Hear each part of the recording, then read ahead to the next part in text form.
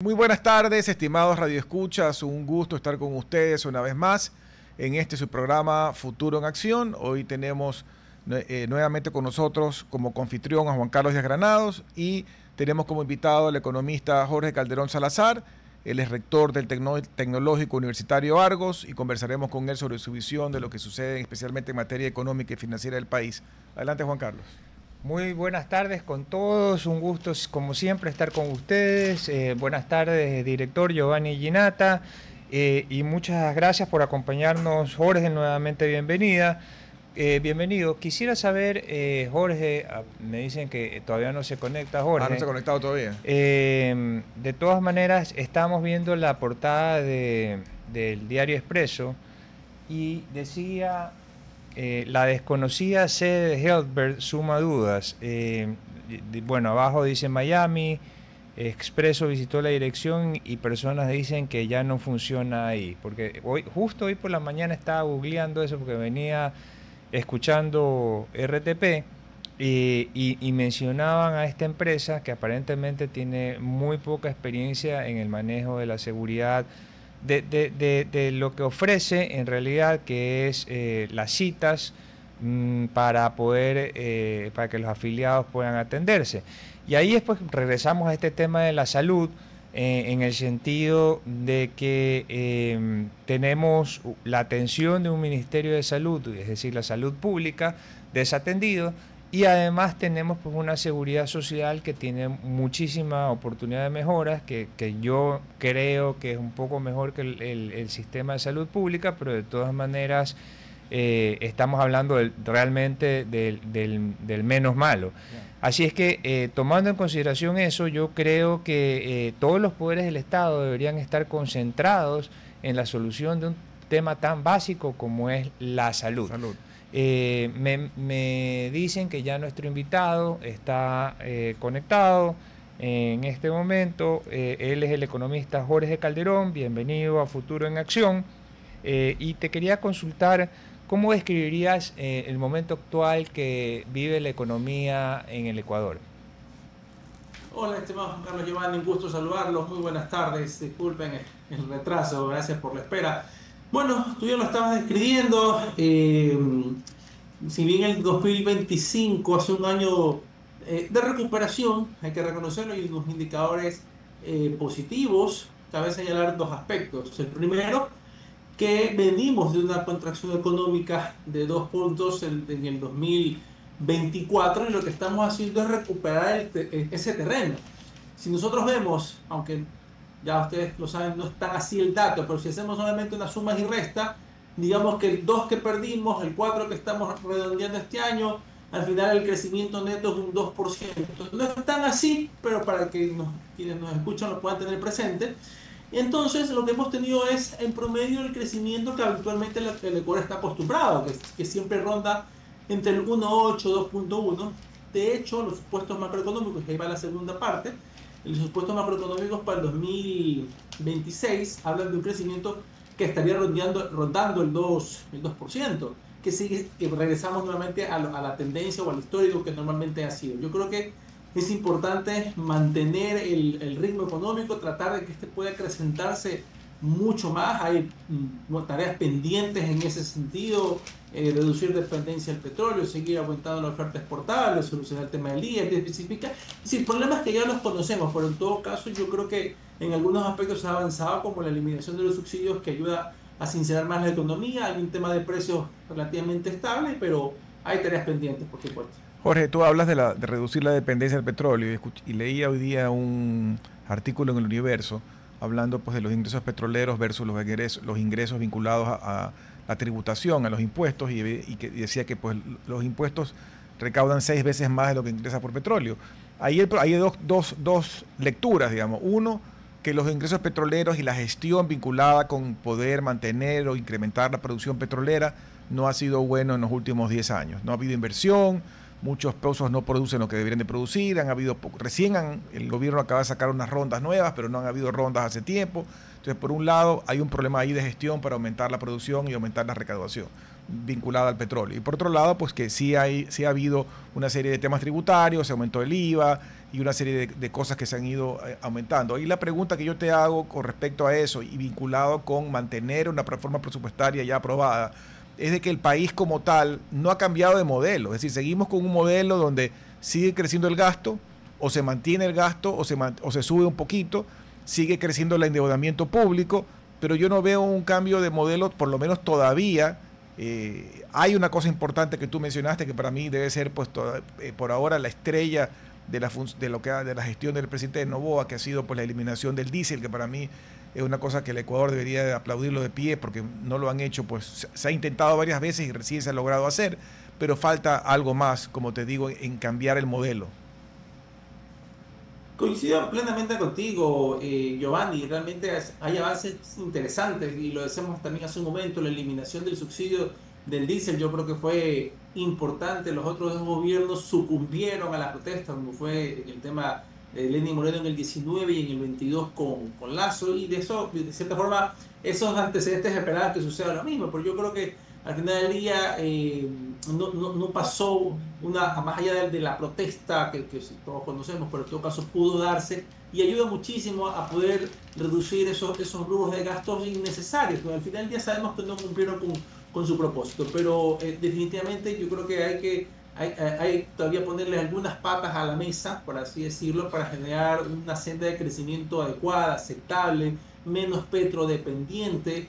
En ese sentido, y tú también citabas o hacías alusión a un reportaje que justamente salió en el Universo de cómo reflejan que 6 veces más la recaudación tributaria que estaría bordeando a octubre en 18.000 millones de dólares aproximadamente versus lo que se ha recibido por petróleo. Y yo creo que en muchas circunstancias este tipo de situaciones que nos pasen son positivas. Es decir, ojo, con lo que voy a decir no estoy diciendo que justifico el hecho de que no haya inversión en el sector petrolero.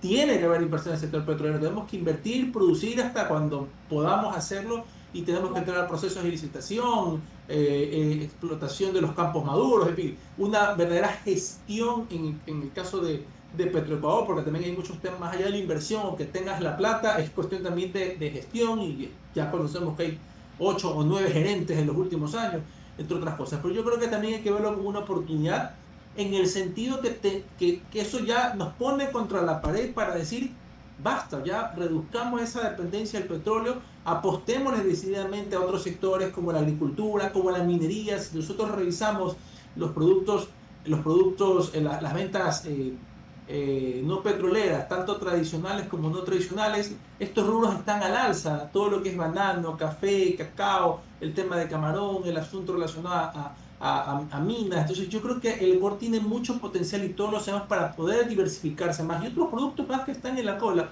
Entonces yo creo que es la oportunidad para verlo, vale la redundancia, como una oportunidad de bajar esa dependencia del petróleo. Explotémoslo mientras lo podamos hacer. Pero yo creo que sí, eso nos va a ayudar muchísimo a entender que realmente hay otros rubros de ingresos a los cuales poder avanzar, inclusive también el tema de recaudación tributaria, especialmente avanzar hacia más formalidad en la economía, más formalidad, no aumento de impuestos para nada, sino aumentar la formalidad, reducir la evasión fiscal, porque todo eso va a ayudar muchísimo a que tengamos una mayor fuente de ingresos para las arcas fiscales. Ahora, yo veo que los economistas como tú están proyectando un crecimiento económico para el 2025 y también pues unas buenas proyecciones para el ejercicio 2026 en el Ecuador. Ahora, mi preocupación radica en que tal vez, y estamos creciendo en las exportaciones no petroleras especialmente, son signos importantes de la economía, pero mi preocupación va a que yo no sé si ese dinero está bajando como debería bajar y que la gente escucha estas cifras y dice, bueno, pero yo no lo estoy sintiendo. ¿Cómo se explica eso? Mira, y tú has comentado algo de manera importante y yo creo que hace falta conectar eso macro con lo micro, Juan Carlos. Yo creo que coincido plenamente, hay buenas cifras macroeconómicas, hay una inflación que está relativamente estable, hay un nivel de consumo importante, de inversión local que se está dando. Vamos a ver las cifras de la inversión extranjera que esperemos puedan ser mejores sin duda que el año pasado, pero el ciudadano todavía no siente eso. Es decir, uno ve la cifra y dice, ya, 35% de empleo adecuado, al inicio del año ahora está en 37%, sí, de 35 de cada 100 pasamos a 37 de cada 100 ecuatorianos que tienen un empleo adecuado, pero no se siente eso. Yo creo que hay que ir cerrando esa brecha y de tal manera que el ciudadano a pie sienta que realmente su situación económica está mejorando. Yo creo que ahí va a ser mucho el tema de la seguridad, que se puede ir avanzando en esa lucha, porque hay zonas que se han deprimido económicamente hablando por esa situación, por negocios que fueron extorsionados, que han tenido que cerrar, horarios que ya no puede circular en algunos sectores. Hay avances también, pero la ciudadanía necesita sentirlo. Si nosotros conversamos con el ciudadano, le dicen, no, es que siento que no hay trabajo, siento que no hay medicina, siento que la inseguridad, son cosas que sienten. Entonces hay que revertir esa percepción, pero obviamente ganando tanto en lo económico como en la seguridad. Pero en todo caso yo creo que hay una brecha importante y el ciudadano sin duda muestra, y probablemente fue parte también de ese sinsabor que hizo que muchas personas digan no en la consulta. Es decir, hay tantos factores que pudieron haber incidido que probablemente uno de ellos también sea esa percepción de que las cosas no avanzan como esperan. Siente que hay cambio, pero que no avanzan al ritmo que ellos esperan.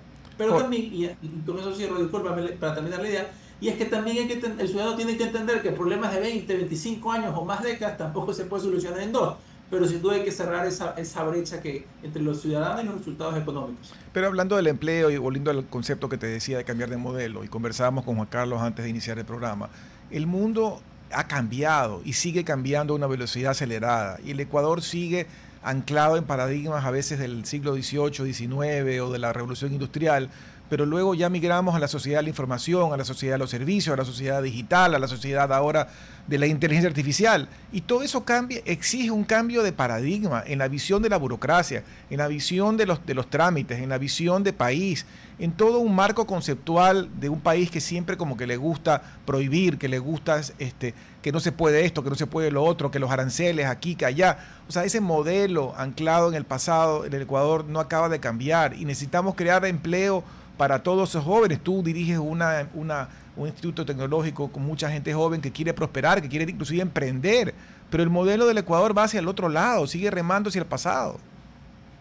Sí, eso es algo ineludible, es la canción con la que hay que seguir bailando, lamentablemente, y lo digo porque ya en su momento ya el país se manifestó mayoritariamente en no ir hacia una asamblea constituyente. Ojo, que tampoco hubiese sido la solución de todos los problemas, porque Correcto. depende de las preocupaciones, de las ideas, etcétera, pero tal vez era la posibilidad para. En todo caso, ya con las reglas del juego que conocemos, y muy bien desde hace casi 20 años que tenemos con la Constitución de Montecristi del 2008, ya son en esos andariveles que tendrá que moverse, ver qué iniciativas tiene desde la parte jurídica, especialmente desde la Secretaría Jurídica de la Presidencia, para ver dónde puede encontrar algunos espacios para poder generar inversión extranjera hacia sectores estratégicos, que era parte de los planes justamente que ya estaban empezando a explorar, para ver dónde puede haber algunos vacíos, por así decirlo, que puedan ser buenamente aprovechados para generar inversión hacia sectores estratégicos que actualmente no tenemos la capacidad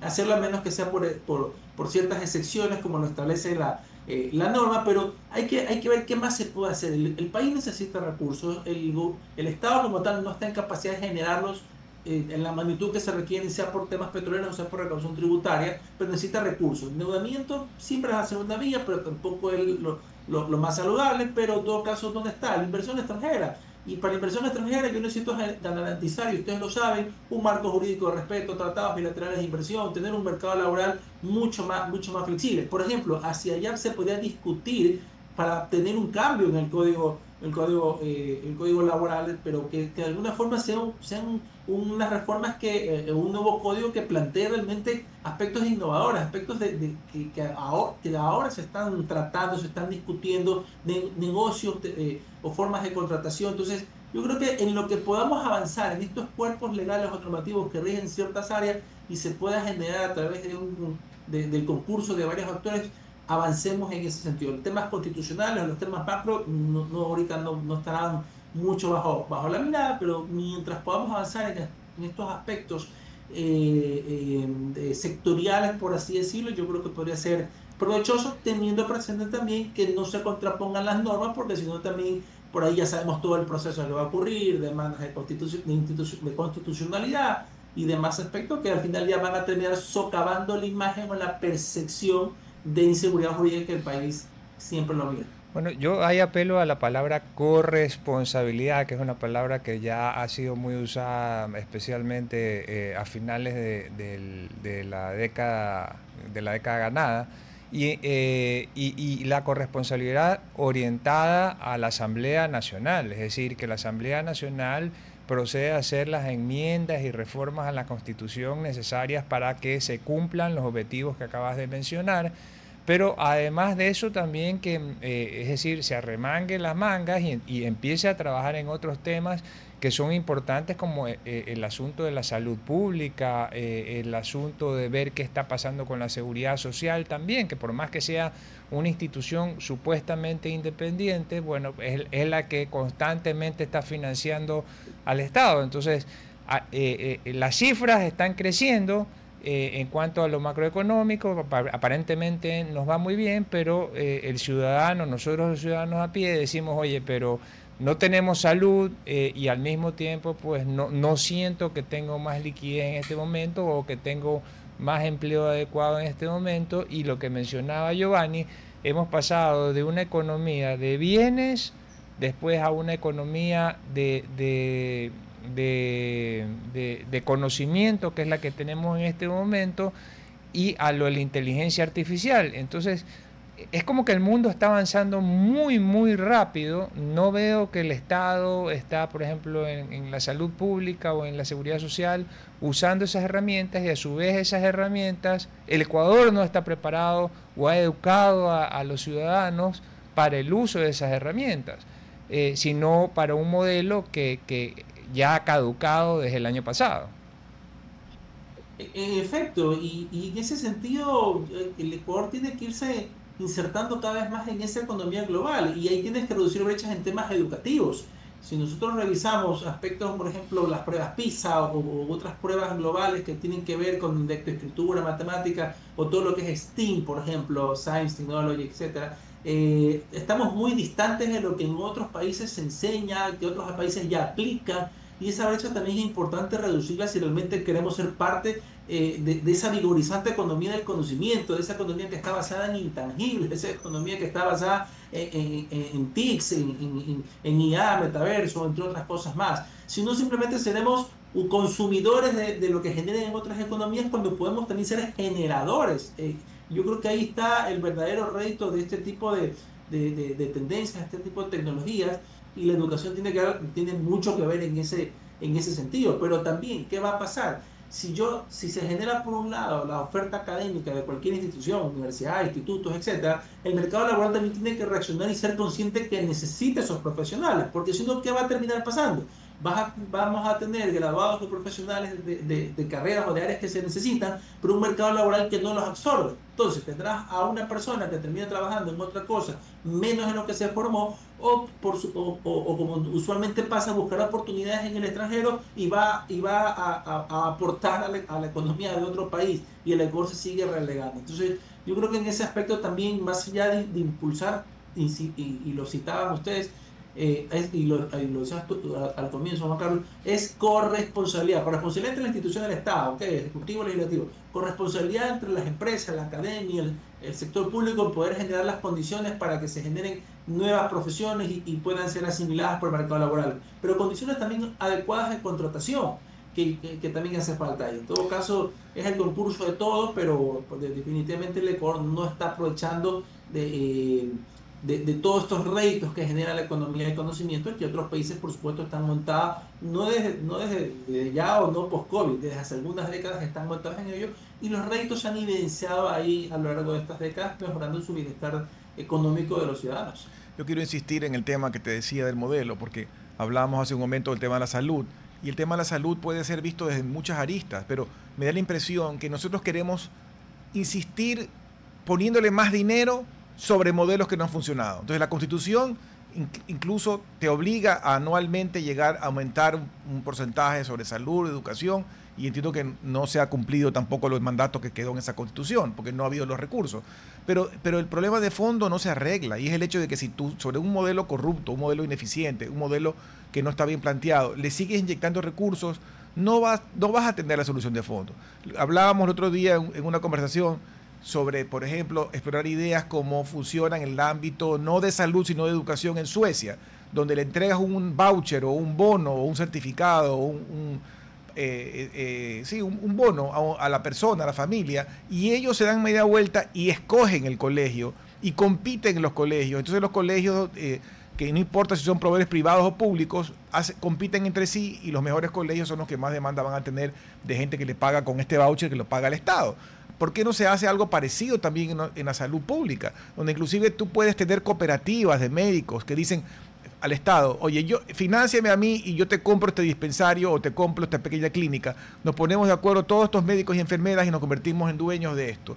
Y que venga el público y les pague con una tarjeta que le da al Estado, y luego el Estado es el que paga la factura. Y así se forma un círculo virtuoso de competencia, donde la gente acaba yendo a los que tengan mejor reputación de tener mejor calidad, mejor servicio, digamos, ser más cálidos en el trato, más eficiencia en las soluciones médicas a las personas, pero no es lo que tenemos. Son un poco elefantes blancos, algunos construidos con sobreprecio, en algunas épocas funcionan un poco mejor, en otros peor, todos están llenos de problemas de ineficiencia y de corrupción, y no veo que el modelo cambie.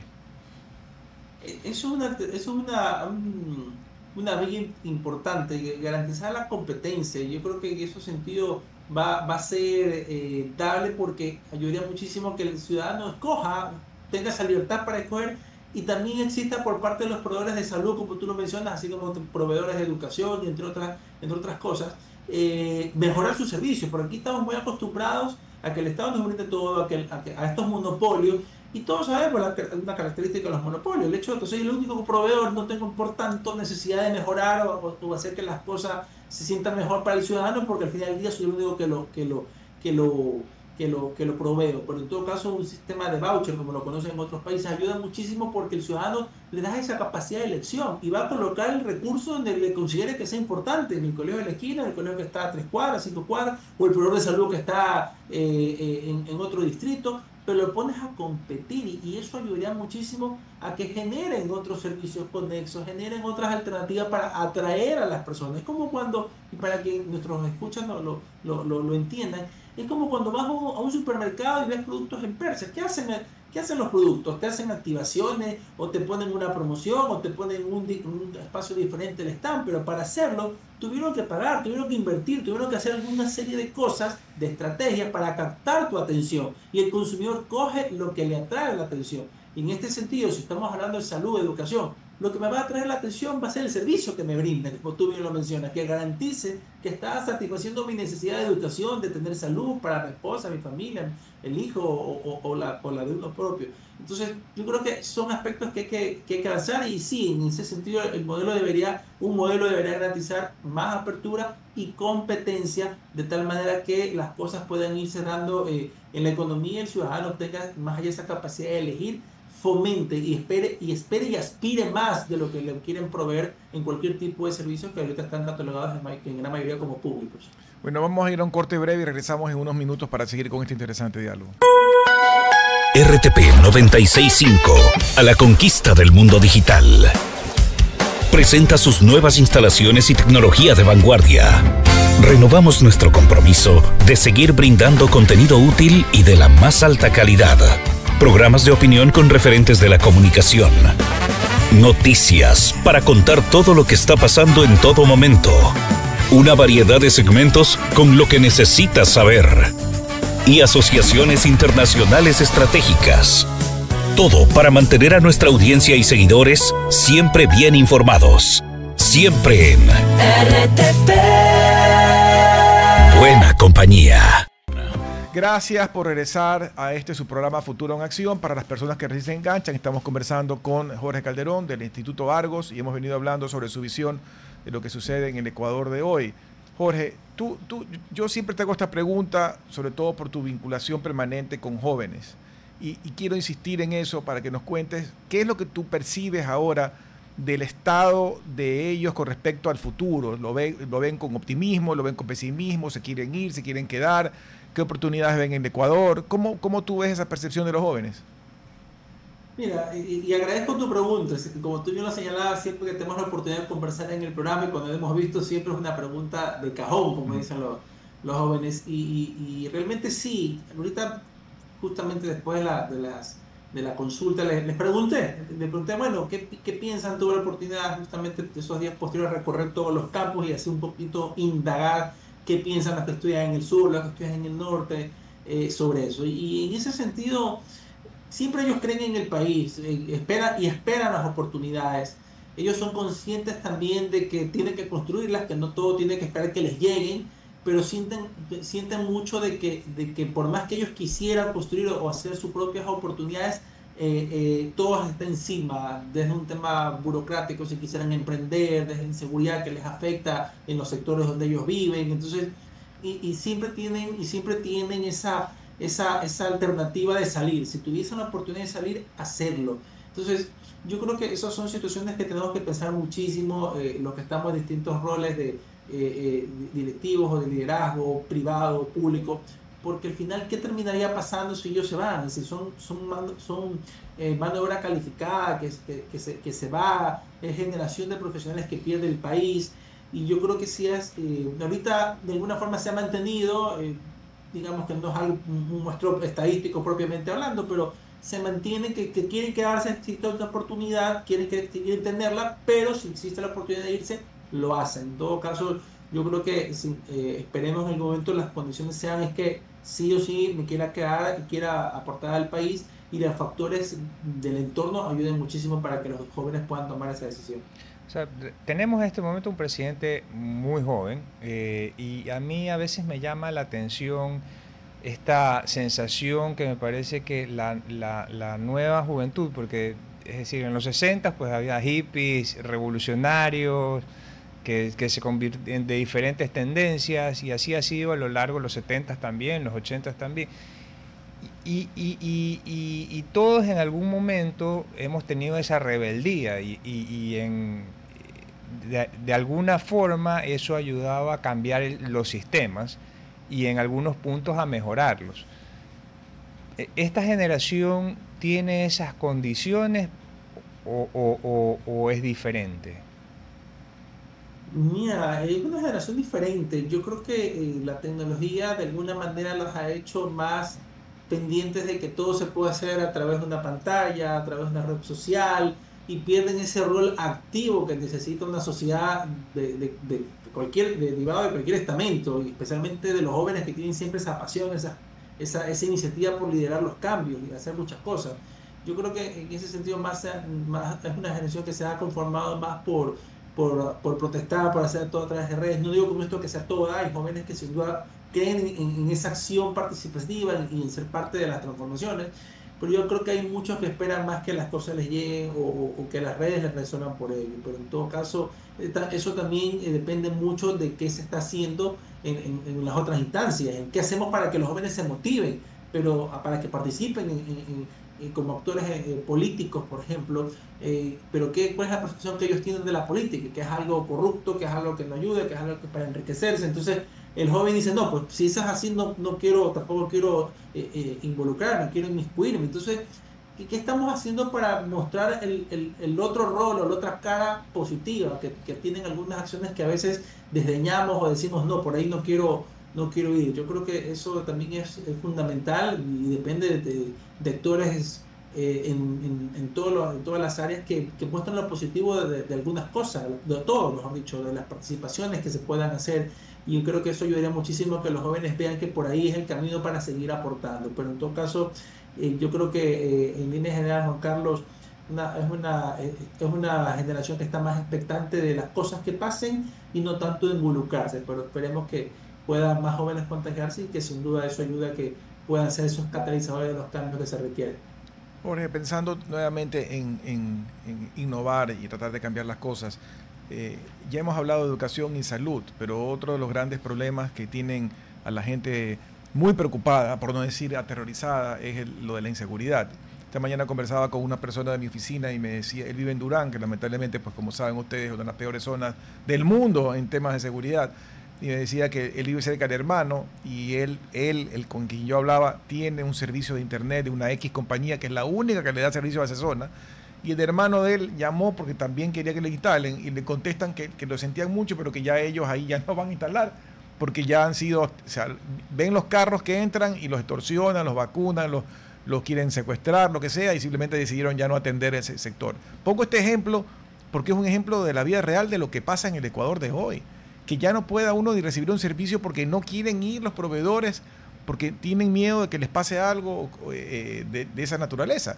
Entonces, ¿qué vamos a hacer? Porque está afectando también la actividad económica, mucha gente cierra locales, el dueño del local ya no tiene quien se lo alquile o quien se lo compre. O sea, y a Guayaquil y la costa entera, mira el centro de Guayaquil, ya en ciertas horas muerto. Cuando tú ibas a 9 de octubre a las 7, 8 de la noche y estaba vibrante de gente. Ahora el otro día fui a un evento en el edificio de la Previsora a las 7 de la noche y estaba muerto el sector. Entonces, ¿qué hacemos, Jorge?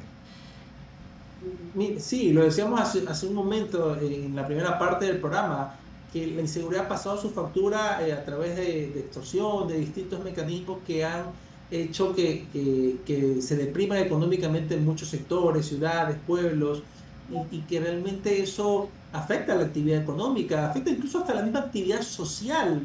Yo coincido contigo, hace un mes estuve también con un evento en el centro, en la Bolsa de Valores, y caminar desde ahí hasta el garaje donde había parqueado mi carro, desolado, y eran 7:30 de la noche, y realmente te deja ver que los comercios no hay esa actividad tan bollante o como se espera porque las condiciones cambian producto de la inseguridad. Entonces, yo creo que son aspectos que han ralentizado muchísimo, han puesto lento la actividad económica, y de alguna manera se está buscando otros mecanismos. Por ejemplo, el comercio electrónico está creciendo, está cogiendo mucho vigor, pero al final del día yo tengo instalaciones, tengo infraestructura, tengo locales, tengo trabajadores que cubrir sus sueldos. Entonces yo necesito que lo presencial también siga emergiendo y cogiendo y retomando su ritmo. Entonces yo creo que hay también aspectos a tener muy presentes.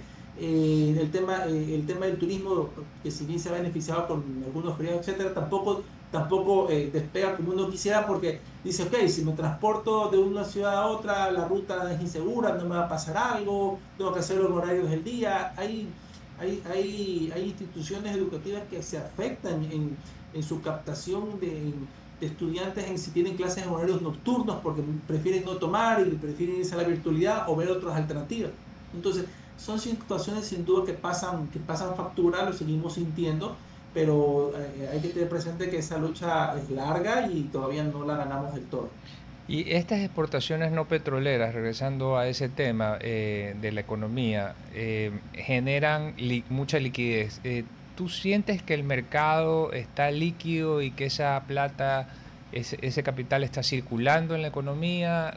¿Cómo está el área financiera? Mira, es interesante lo que comentas, Juan Carlos. Si vemos el tema de consumo, está disparado. Hay un crecimiento de casi el 20%, si eran las últimas cifras, si hacemos una comparación interanual 24-25. Claro está que el 24 también fue un año difícil para esta época, estamos en plenos apagones, pero en todo caso digamos que hay un crecimiento. El tema de los depósitos, también el sistema financiero está captando muchos depósitos, pero ahí viene el otro detalle.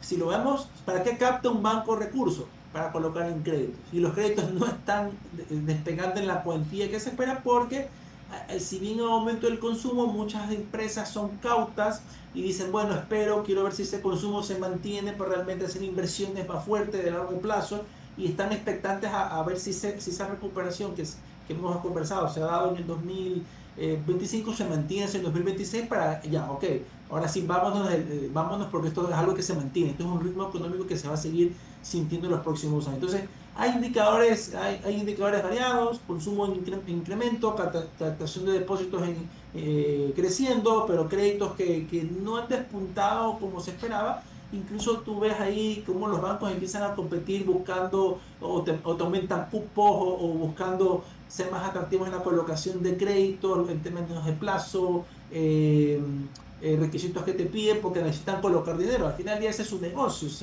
captar para prestar, y yo creo que ahí te deja ver señales en sentidos opuestos de cómo marcha la economía.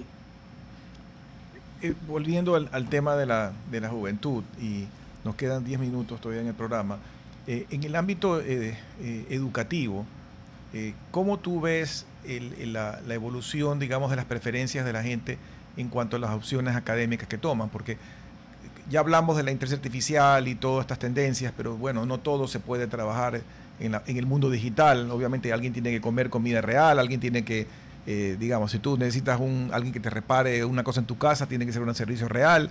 ¿Cuáles son las preferencias actualmente de la gente en las carreras que ustedes ofrecen y que ofrecen en otras universidades del Ecuador? Bueno, mira, hay un dato interesante y la oferta académica, o mejor dicho, lo que quieren los jóvenes o las personas de estudiar, realmente te refleja cómo marcha la economía. Entonces, por un caso particular, y te puedo asegurar que pasa en otras instituciones, que está creciendo actualmente muchísimo en logística y transporte, por ejemplo. Está creciendo mucho el tema de logística y transporte. ¿Por qué razón? Porque de alguna manera todo este tema de por los comerciales, el ritmo económico con las ventas externas, empieza a decir, bueno, necesito profesionales en estas áreas. Entonces son carreras que van creciendo. Carreras también relacionadas a lo digital, a comercio electrónico, están creciendo. Carreras como ciberseguridad, TICs, están también creciendo. Salud está creciendo. Criminalística está creciendo. Entonces te dan ciertas luces. Pero ¿qué pasa con otras carreras que no están teniendo ese vigor? Educación, después de la pandemia, las carreras de educación han tenido una baja importante en nivel país, porque de alguna manera sienten que no fueron bien atendidos, por así decirlo, los docentes, que fueron donde más preocupaciones existieron, y eso también genera alertas, porque te está creando una brecha de que no vas a tener personal suficiente para educar, para enseñar, y eso también puede ser parte de las preocupaciones. Hay carreras tradicionales que van a tener siempre demanda, como es derecho, pero yo creo que carreras que van de la mano con el síntoma económico, social, logística y transporte, las carreras relacionadas a ciberseguridad y de criminalística están cogiendo impulso en los últimos años, más también sin duda lo que es salud. Eso en cuanto a las carreras, porque al final también es un tema de percepción de quien se matricula en una universidad. No todos tienen la opción de trabajar en lo que estudiaron, de hecho en el mundo entero, no solamente en Ecuador.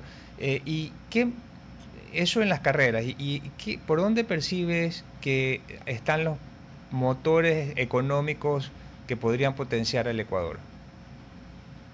Bueno, agricultura y ganadería siempre va a ser un motor importante. El tema minero también. Yo creo que hay dos rubros muy de mucho impacto en la creación de mano de obra directa, indirecta. Yo creo que ahí tenemos que tener las apuestas. A veces, o históricamente, ¿qué ha pasado con los gobiernos? Le mencionan siempre la agricultura, la ganadería, pero sube el precio del petróleo y nos desviamos o nos olvidamos que existe agro. Pero yo creo que lo que está pasando ahorita, que incluso, insisto, y lo dije hace un momento, no justificando, pero el hecho de que ya nos pongan contra las cuerdas, que baje el precio, que baje la producción, yo creo que sí nos tiene que llevar a mirar a estos sectores, a apostarle más hacia una industrialización en el sector agrícola, de tal manera que nuestros productos se posicionen bien. El Ecuador es muy reconocido por sus exportaciones de cacao, banano, café, por mencionar estos tres rubros agrícolas, pero si nosotros nos ponemos a comparar, por ejemplo, la productividad por hectárea es más baja que nuestros competidores. Entonces yo creo que ahí hay situaciones que también tenemos que mejorar, porque si yo sé o gozo de una buena reputación por la calidad de mi producto, pero resulta que este producto lo produzco menos que los otros, entonces yo creo que son aspectos que se tienen que mejorar. ¿Y qué hace falta allí?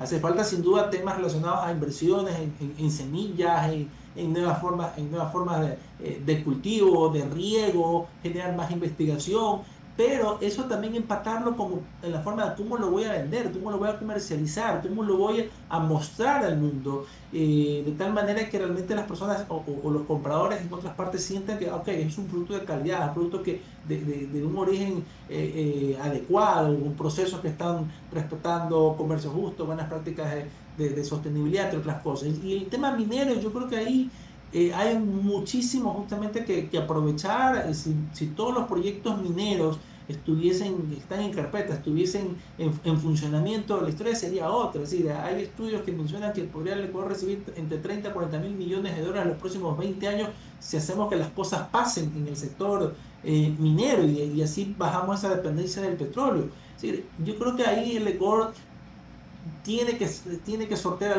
algunas taras mentales o taras legales también respecto a la producción minera en el país.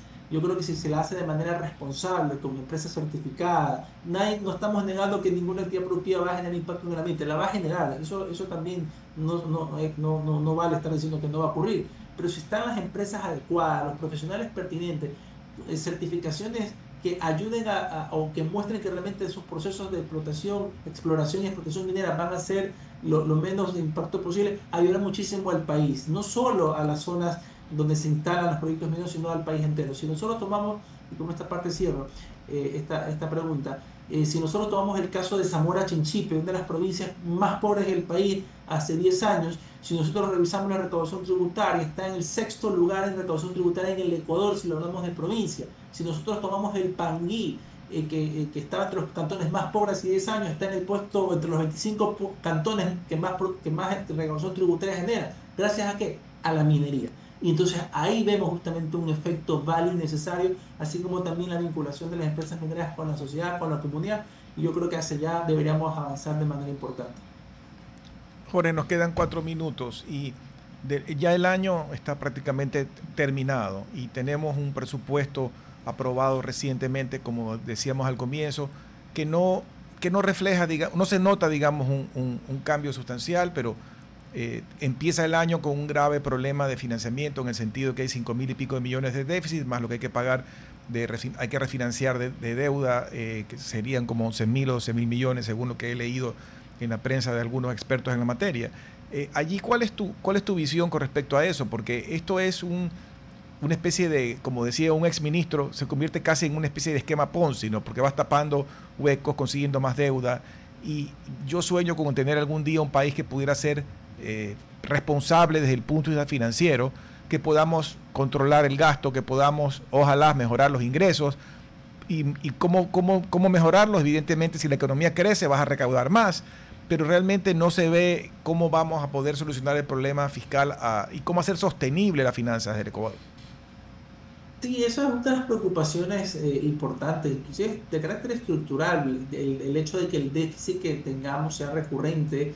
Ya está, tú lo decías, 5.600 millones de dólares aproximadamente, necesidades de financiamiento que se duplican en ese sentido. Yo creo que hay que ir sentando las bases para que podamos revertir esa tendencia de tal manera que podamos reducir la necesidad de financiamiento externo. Ojo, endeudarse no es malo. Lo malo es para qué utiliza la deuda. Y tú lo decías, si yo estoy contratando deuda nueva para tapar deuda vieja, al final del día no estoy solucionando el problema y simplemente lo estoy pateando para adelante la pelota. En todo caso, yo creo que hay que ser responsable. En ese sentido, creo que el gobierno está muy presuroso de poder reducir el riesgo país para disminuir también sus necesidades de financiamiento derivado de organismos multilaterales.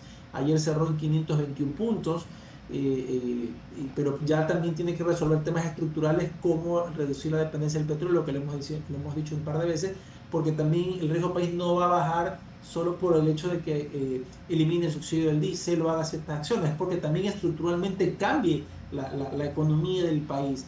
Y en ese sentido, también mejorar la ejecución presupuestaria va a ser fundamental, va a ser necesaria, porque también el ciudadano aspira a tener servicios públicos de calidad. Si él se lo está brindando, esperemos que estos puedan darse en el tiempo y forma que el ciudadano requiere. Reducir y controlar el gasto debe ser fundamental, es necesario. No podemos seguir abriendo la llave, ya no tenemos recursos para tener un Disneylandia y que al final ya termine obsoleto, que no se lo pueda mantener. Es importante que la obra pública sea consciente, sea precisa, la que genere impacto, no político, un impacto productivo, un impacto social en la generación de empleo en las zonas donde se genere, y al final del día lo que nos lleva a mejorar definitivamente la gestión del Estado para garantizar eso. Bueno, Jorge, muchísimas gracias por compartir con nosotros esta hora. También gracias a ustedes por estar con nosotros conectados. Que tengan una buena tarde hasta el día de mañana. Hasta aquí, Futuro en Acción. Control Master Marisela Basantes. Transmisión digital Gerardo Díaz. Redes sociales Erika Eras. Edición Oscar Saavedra. Dirección Javier Gamboa. Todos los derechos reservados. RTP 2025. Si disfrutó este programa y aportó de manera positiva en su vida, déjenos sus comentarios en Instagram, página web o WhatsApp, así como los aplausos al artista son sus mensajes al equipo de RTP Ecuador. RTP. Buena compañía.